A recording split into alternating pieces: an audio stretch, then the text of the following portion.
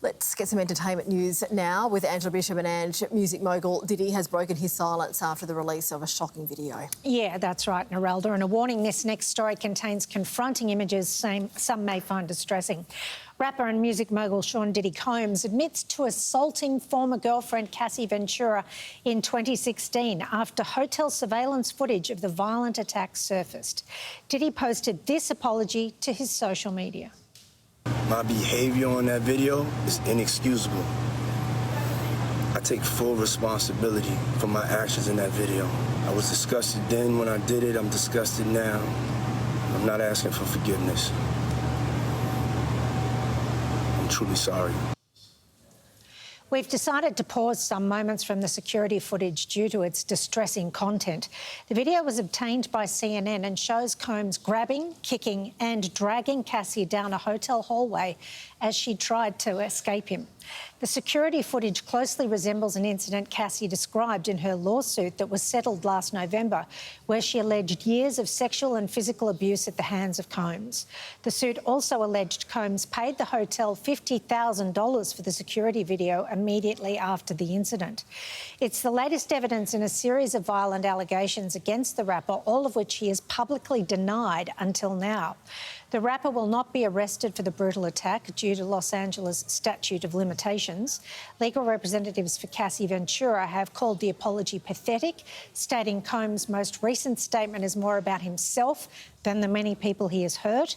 He was only compelled to apologise once his repeated denials were proven false. No one will be swayed by his disingenuous words. Now to all the celebrity news coming out of the Cannes Film Festival, and stars to continue to descend on the festival, including Yellowstone's Kevin Costner, who debuted the first chapter of his epic Western film Horizon: An American Saga. By his own admission, Kevin Costner is taking a big risk. At the Cannes premiere of Horizon: An American Saga, Costner was joined by much of his star-studded cast, as well as 5 of his 7 children, and he might have needed them for support. Because, as well as directing, producing, co-writing and starring in the film, he funded it himself, mortgaging his ranch to come up with the $150 million budget. You know, you can just spend your life trying to make your pile grow bigger and bigger, you know, and I've not been really terribly great at that, and I'm like anybody else. I'd like it to be big, but not at the expense of not doing what I feel like I would love to do. I don't want to live that way. If I was watching a movie about me and I thought, ooh, don't risk your money and make something, I thought, what a pussy. Westerns have been kind to Costner. Think Yellowstone and Dances with Wolves. I make movies for men. I just make sure there's great women characters, because that's really important to me. The backbone of our movie is actually women. Sienna Miller and Australia's Abby Lee star alongside Costner, and another Aussie, Sam Worthington, is also front and centre. I'm sorry, I'm just, I need a minute. But perhaps Costner's biggest risk is that this is just part 1 of 4 movies. Part 2 is already made and comes out 2 weeks after part 1 opens on the 28th of June. Part 3 is underway. And I continue to have to press for money to finish this, you know, but I'm not waiting to see how people feel. I know what this is, and I think if people love the movie experience, I think they have a really good chance at liking this and wanting to see the next one. So that 11-minute standing ovation would have felt pretty good.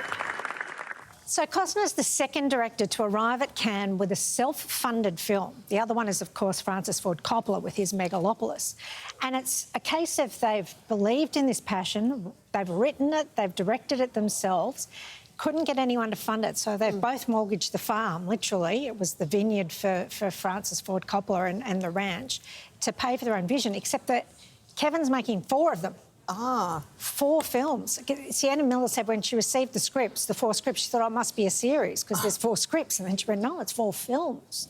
So it's a big, big risk. And he's got the second one coming out 2 weeks after the first one. So apparently the first one ends on a cliffhanger, but hopefully everyone wants to see more. He's really selling it, I have to say. Yeah, yeah. I mean, they're Westerns. They're right? Westerns, 100%. I mean, I like Westerns. Westerns aren't necessarily just for men, though, are they?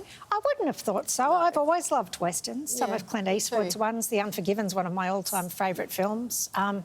Yeah, so I think he's right. There's an audience for it, but as you say, he's putting his money where his mouth is. 11 minutes standing ovation. Is that like... For a 3-hour movie. A 3-hour film.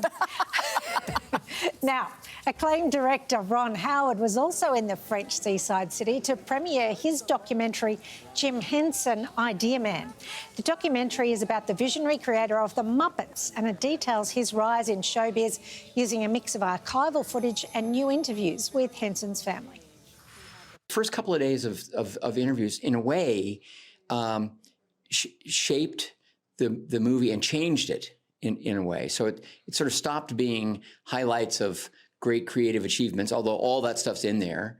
But it also became a story of discovery and experimentation and struggle and frustration, and with all the highs and lows. And it just immediately took on all these dimensions. So after its Cannes premiere, the documentary will land on Disney Plus from the 31st of May. I'm looking forward to that. I mean, everybody has, I think, an emotional tie to the Muppets from the Rainbow Connection on. Yes. And Jim Henson was just such an incredible one-off, unique creative force. And I feel that it's very safe in the hands of Ron Howard. He's got that family vibe about him that just always seems to lend the right emotion to these things. Yeah, so it should be good. It's a story everyone wants to see. Indeed. Now, one more. With the pristine beaches of Western Australia as its backdrop, Nicolas Cage premiered his new colourful thriller over the weekend. I want my surfboard. Okay. I'm sure it's just a mix-up. Is it one of these? Dude, that's my board, and I want it back.